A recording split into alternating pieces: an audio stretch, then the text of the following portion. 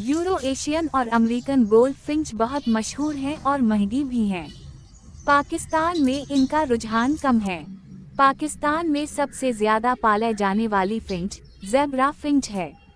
इसके अलावा society finch, owl finch, lady Gouldian finch, Java rice finch और strawberry finch भी लोग रखते हैं। दरअसल शौक से यानी हॉबी के तौर पर परिंदे पालने का सबसे बड़ा फायदा ये होता है कि आप मसरूफ रहते हैं। आप जानते हैं कि आपने सुबह या शाम को इन्हें खुराक देनी है और पानी देना है। आप इनके पंजरों या रहने की जगह को साफ रखते हैं। यूं ये मशगला आपको मसरूफ कर देता है, यानी बोरियत का खात्मा।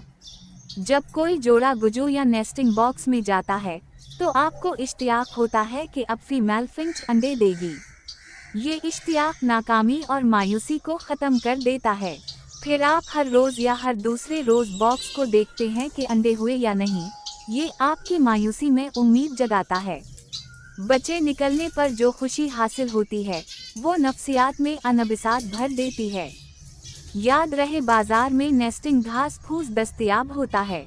आप जब भी नेस्टिंग बॉक्स लगाएं तो उसमें कुछ घास फूस डाल दें, बाकी पिंजरे के पैनदे पर या छोटे कमरे के फर्श पर बखेर दें।